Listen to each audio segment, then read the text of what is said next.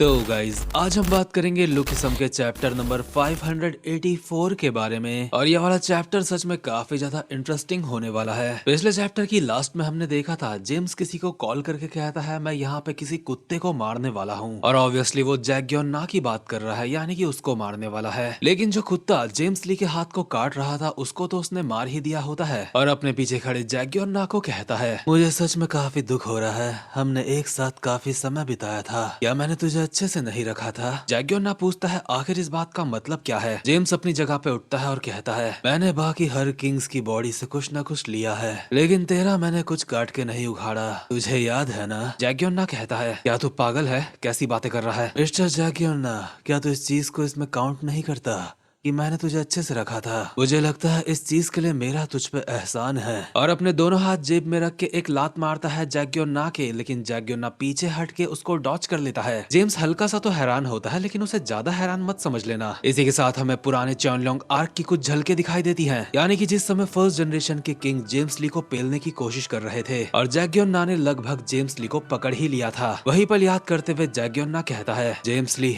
तुझे याद है वो दिन जिस दिन तू भाग गया था। मैंने तुझे जानबूझ के भागने दिया था क्योंकि मैं तुझे जब चाहे तब पकड़ सकता हूँ। और एक लात मारता है अभी जेम्स के ऊपर, जिसे जेम्स ने अपने हाथों से ब्लॉक कर लिया होता है, और अपने मन में जैक ग्योन्ना कहता है डैनियल पार्क, तूने आज एंचॉन की मदद करी है और उस चीज के लिए आज मैं तेरी मदद करूंगा। यानी कि इसका सीधा मतलब है जेम्स को निपटा के ये डैनियल की मदद करेगा, क्योंकि डैनियल के रास्ते में कहीं ना कहीं जेम्स तो आ रहा है। खैर इसके बाद जेम्स के एक और लात पड़ती है जिसको वो ठीक से ब्लॉक भी नहीं कर पाया, और जैसे ही अगली लात जेम्स के मुंह पे पड़ने वाली होती है जेम्स वहाँ से हट जाता है और पीछे रखे कुत्तों के पिंजरे जैक ग्योन्ना की लात से टूट जाते हैं, जिनसे 3 आजाद कुत्ते भागते हुए आते हैं जेम्स की तरफ उसको काटने के लिए। तीनों जैसे ही जंप करते हैं जेम्स को काटने के लिए, तो चौथा भी जंप कर जाता है और कहता है तुझे टाइट से बांधना चाहिए क्योंकि तेरे खुद के पाले हुए कुत्ते भी तुझे काट सकते हैं। लेकिन जेम्स एक साथ ही इन चारों कुत्तों के ऊपर हमला करके चारों को अलग अलग डायरेक्शन में उड़ा देता है। मेरा मतलब 3 कुत्तों के ऊपर हमला करके और एक जैक ग्योन्ना के ऊपर। और जब जैक ग्योन्ना पीछे जा रहा होता है उड़ता हुआ, तो जेम्स ली कहता है मेरी सच में आदत छूट चुकी है इस सब की, काफी समय हो चुका है मुझे फाइट करे हुए। मैं इस बात को मानता हूँ चॉनलोंग वाले टाइम पे मैं फाइट करने के लिए ठीक से तैयार नहीं था, लेकिन अब बात अलग है, मैं जितना बेहतर हो सकता था उतना बेहतर हूँ। इसके बाद जैक ग्योन्ना के ऊपर 2 लात बिल्कुल गोली की रफ्तार से पड़ती हैं। जैक ग्योन्ना इन 2 लातों से ही अभी उभरा नहीं था। इतने में ही जेम्स एक और लात उसके मुंह पे मारते हुए कहता है मिस्टर जैक ग्योन्ना, मुझे नहीं लगता तू मुझे पकड़ सकता है चॉनलोंग के टाइम की तरह। और जेम्स की लात जैक ग्योन्ना के मुंह पे पड़ने से पहले ही सीन शिफ्ट होता है और हम देखते हैं पास्ट का सीन, जहाँ पे जैक ग्योन्ना ने अकेले ही काफी सारे बंदों को पेल रखा होता है। इतने में ही यहाँ पे आता है लाल बाल वाला लक्की, यानी कि जेम्स ली, और जैक ग्योन्ना को कहता है वो टेक्निक जिससे तुम अपने दुश्मन को एक ही हमले में खत्म कर सकते हो, तूने अब तक उसमें पूरी तरीके से महारत हासिल नहीं करी है ना, लेकिन जब तू ऐसा कर लेगा वो सच में काफी कमाल का होगा। और आपको बता दूं जैक ग्योन्ना इस वक्त तक जेम्स ली को काफी हल्के में लेता था, इसलिए एक स्माइल करता हुआ जेम्स के पास आता है और कहता है जेम्स ली, काफी समय बाद दिख रहा है, मैं तुझे ही ढूंढ रहा था, चला लौंडे थोड़ी बातें करते हैं। वैसे भी स्पीड को टैलेंटेड बंदों की जरूरत है, मैंने चॉनलोंग में तुझे जानबूझ के छोड़ दिया था ताकि बाद में अपने साथ शामिल कर सकूं। जेम्स ली कहता है वैसे मैं भी यहाँ पे चॉनलोंग की इंटरनल वॉर को खत्म करने ही आया हूँ। क्या सच में? ऑफ कोर्स, लेकिन अगर ठीक तरीके से कहूँ मैं यहाँ पे खत्म करने के लिए आया हूँ स्पीड और डार्क क्रोकोडाइल सोसाइटी की फर्स्ट जनरेशन को। आखिर इस बात से तुम्हारा क्या मतलब है? एक नया एरा स्टार्ट होने वाला है, एक एरा जो होगा गैंग्स का, और फर्स्ट जनरेशन को वहाँ पे रुकने के लिए मेरी परमिशन चाहिए होगी। जेम्स ली, मुझे नहीं पता तू क्या बोल रहा है, लेकिन लगता है तू मुझे काफी हल्के में ले रहा है। या तो एंचॉन को भी अपने कब्जे में लेना चाहता है? हाँ मैं चाहता था, लेकिन अब मैं कुछ और ज्यादा मजेदार करने की सोच रहा हूँ। जब नया एरा आएगा तो मुझे काफी सारी मदद की जरूरत पड़ेगी, लेकिन तेरी पावर देखने के बाद मुझे लगता है मुझे ज्यादा चिंता करने की जरूरत नहीं है। जेम्स जैक ग्योन्ना के बिल्कुल मुंह के पास आ चुका होता है, जैसे चुम्मा चाटी कर लेगा, और कहता है मुझे ज्यादा चिंता करने की जरूरत नहीं है क्योंकि तुझे मेरा कुत्ता बनना होगा। क्या कुत्ता? ये क्या बक रहे हो जेम्स ली, तुझे सबसे पहले हमारी मदद करनी होगी डार्क क्रोकोडाइल सोसाइटी को। लेकिन जेम्स इसकी बात काटते हुए इसको कुछ कागज देता है और कहता है मिस्टर जैक ग्योन्ना, तो डार्क क्रोकोडाइल सोसाइटी से फाइट कर रहा है युगैंग हा की कार कंपनी को बचाने के लिए, है ना? जैक ग्योन्ना सोच रहा होता है आखिर ये किस चीज के कागज हैं। इतने में ही जेम्स कह देता है ये शेयर्स हैं, अगर सही से बोलूं तो ये शेयर्स हैं उसी कार कंपनी के। ये ज्यादा शेयर्स नहीं है, लेकिन जितने भी हैं मेरे नाम पे हैं। मैं तुझे ये तो नहीं बता सकता कि ये मुझे कैसे मिले, लेकिन एक बंदा जिसके साथ मैंने काम करा है उसने मुझे ये दिए थे। मिस्टर जैक ग्योन्ना, तुझे तो ये पता ही होगा इतने शेयर्स काफी हैं कार कंपनी को नीलाम करने के लिए। पैसों के मामले में स्पीड की हालत फटी हुई है और ऊपर से अगर मैं तुम्हारी सेकंड हैंड कार कंपनी को नीलाम कर देता हूँ, तुझे क्या लगता है उसके बाद क्या होगा? डार्क क्रोकोडाइल सोसाइटी जिसकी जेब में रोकड़ा है वो भी नीलामी में आएगी और स्पीड अपनी जगह से हाथ धो बैठेगी और पैसों से भी। लेकिन क्या होगा अगर मैं ये शेयर्स सीधा जाके डार्क क्रोकोडाइल सोसाइटी को ही दे दूं? चेक योर ना, ये दुनिया ऐसे ही काम करती है बेटे। तू जितना ज्यादा स्ट्रगल करेगा उतनी जल्दी डूब जाएगा। लेकिन ये केवल शेयर्स की कॉपी है, इन्हें अपने पास रख हमारे कॉन्ट्रैक्ट की निशानी के तौर पे। और उम्मीद करता हूँ भविष्य में भी हम एक दूसरे के साथ अपने रिश्ते काफी अच्छे से बनाएंगे। ये कह के जेम्स जैग्योन्ना को साइलेंटली धमका के चला गया होता है। यानी कि इसी के बाद से जैग्योन्ना उसका कुत्ता बन गया था। इसके बाद हम वापस आते हैं प्रेजेंट मोमेंट में, जहाँ पे जैग्योन्ना के मुंह पे लात पड़ने वाली होती है। लेकिन जैग्योन्ना पीछे हट के इस लात को डॉज कर लेता है और एक जंप करता है जेम्स को मारने के लिए और कहता है, जेम्स ली, मैं सिर्फ डार्क क्रोकोडाइल सोसाइटी की वजह से ताकतवर नहीं बनना चाहता था, मेरे ताकतवर बनने की वजह एक तू भी है। और जेम्स के घुमा के एक लात मारता है जिससे जेम्स पीछे हट के बच जाता है। लेकिन जैग्योन्ना बगल वाली दीवार का सहारा लेके दोबारा से जंप कर देता है और इस्तेमाल करता है ओवर टर्निंग वाइट टेक्निक का, यानी कि जैग्योन्ना का सबसे खतरनाक हमला जिसका नाम है डेथ किक। ये लात जेम्स ली के बस पड़ने ही वाली होती है और जैग्योन्ना कहता है, तू मेरी कंप्लीट टेक्निक देखना चाहता था ना, तो ले देख। अभी एक तरीके से जेम्स ली के लिए सीन बिल्कुल ऐसा महसूस हो रहा है मुझे जैसे वक्त रुक चुका है। जैग्योन्ना की लात उसके फेस के काफी ज्यादा करीब होती है और फिर भी वो एक स्माइल के साथ कहता है, सच में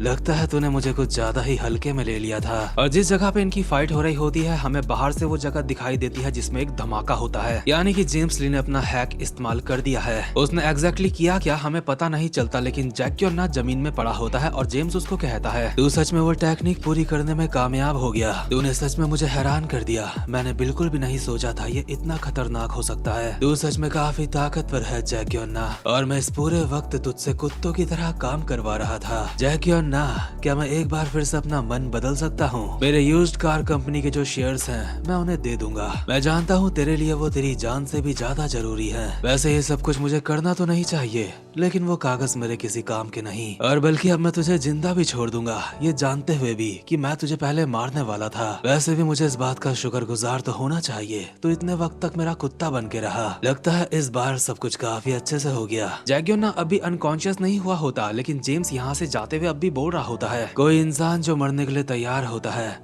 उसके लिए सबसे बेकार बात यह है कि वो मर ही ना पाए, इसलिए मैं तुझे जिंदा छोड़ रहा हूँ। इस तरीके से तुझे और ज्यादा दर्द महसूस होगा। लेकिन जैग्योन्ना पर्सनली मुझे तो थोड़ा हैरान सा लग रहा है और अपने मन में कहता है, जेम्स ली, वो चीज कोई मास्टरी नहीं थी, अभी अभी जो वो था वो एक, हमें पूरी बात नहीं बताई जाती, लेकिन इसके बाद सीन शिफ्ट होता है और हम देखते हैं गीटे किम का अड्डा। गीटे किम अभी मस्त करके लेटा हुआ होता है और 5 लड़कियां उससे लिपटी हुई होती हैं और उसकी बॉडी में ऐसी ऐसी जगह पे किस के निशान होते हैं जहाँ पे नहीं होने चाहिए थे। लड़कियों की लिपस्टिक फैली हुई होती है जिससे साफ पता चल रहा होता है रात को कुछ जंगली पना हुआ है। वैसे इस बारे में नोटिस करने वाली और भी चीजें हैं, लेकिन मैं बोलूंगा नहीं। और गीटे के साथ का टकला अभी बोल रहा होता है, पहली रिपोर्ट ये है, स्पीड ने एंचॉन को यूनिफाई कर दिया है किम योंग की हेल्प से। लेकिन यार ये किम गिम योंग है कौन? शायद से ये जेक किम की बात कर रहा है। टकला भी बोल रहा होता है, इसी के साथ बाकी के किंग्स भी हमारे खिलाफ हो चुके हैं। सेकंड रिपोर्ट, जेम्स ली ने हमसे कांटेक्ट करा है, एक किंग जिसकी जेम्स ली ने मदद करी होगी, जो है किंग ऑफ जोलाडो,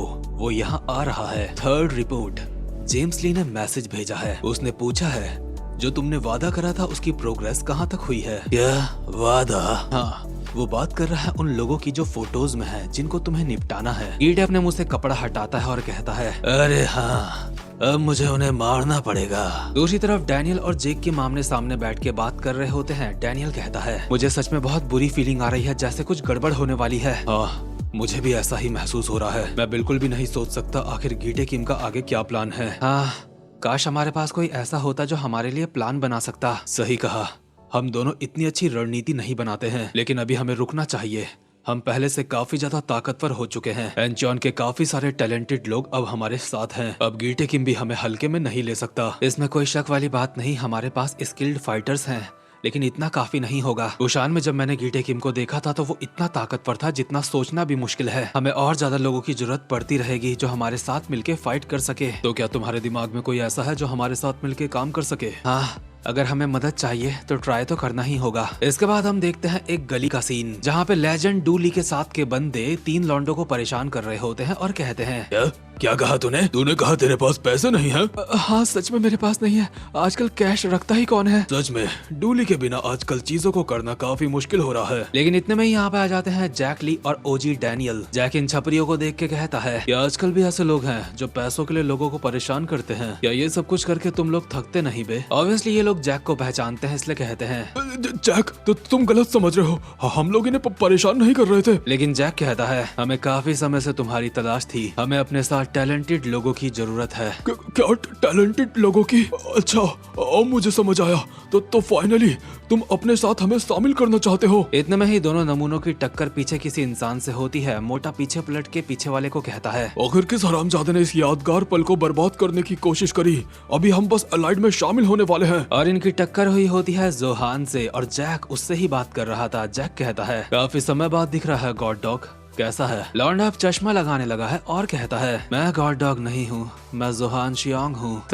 तो टैलेंट के बारे में अभी अभी क्या बोल रहा था? और इसी के साथ ये वाला चैप्टर यहीं पे खत्म होता है। और सच में जोहान को इतने टाइम बाद देख के मुझे सच में काफी अच्छा लगा, क्योंकि फाइनली एक ऐसा टैलेंटेड बंदा जो अपने टैलेंट को इस्तेमाल भी करता है अच्छे से, वो स्टोरी में आ चुका है। और चाहो तो आप भी आ सकते हो इंस्टाग्राम में, जहाँ पे आप मुझे फॉलो कर सकते हो, क्योंकि कई बार जब मैं इंस्टाग्राम में अपनी स्काई ऑफ लाइट वाली आईडी में कोई अपडेट देता हूँ अपनी वीडियो से रिलेटेड, तो आप में से काफी सारे लोग उसको मिस कर जाते हो। मेरे दोनों इंस्टाग्राम आईडीज के लिंक आपको डिस्क्रिप्शन में मिल जाएंगे।